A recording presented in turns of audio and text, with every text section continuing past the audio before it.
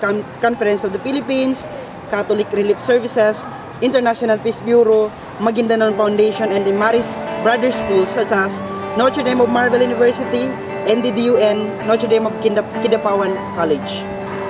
Some of our programs on peace advocacy are peace concerts, peace prayer, vigil, dialogue with separatist and leftist group, peace caravan, celebrating the week-long Mindanao Week of Peace, which is inumpisahan na po namin, mobile Islamic Dawah, which is strengthening the Islamic faith of the Muslims. Sa kasalukuyan, ang YMPB ay merong 223 high school scholars, provided of school supplies and tuition fees. At meron din kaming 34 college scholars, provided also with school supplies and tuition fees, and additional 5,000 to 8,000 community-based textbook scholars this 2013. Dahil sa Young Mindanaoan, taak sa nabigyan ng scholarship ng YMPB. Ngayon, mag-graduate na ako ng 4 years course ng Bachelor of Science in Criminology. Of course, with the help of our partners, such as Saudi Arabia government, World Assembly of Muslim Youth, World Assembly of Muslim Youth, International Peace Bureau, and the Netherlands, and also the Asia Foundation. Dahil sa nakita namin ang participation ng mga kabataan, hindi lang kabataan, pati matatanda, meron kaming binuong YMPB band sa aming grupo na kung saan sila ang nag-entertain sa mga tao saan man kami pumupunta.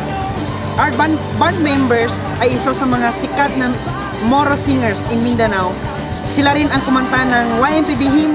So, ang organization po namin ay nagkakandak din po ng medical mission na tinatawag naming Operation Smile, na kung saan ang may mga cleft and lip palate ay inoperahan, pati ang mga merong minor surgeries, at nagdi-distribute din po kami ng mga wheelchairs para doon sa mga hindi nakakalakad na miyembro ng Young Mindanaoans or mga tao doon sa community.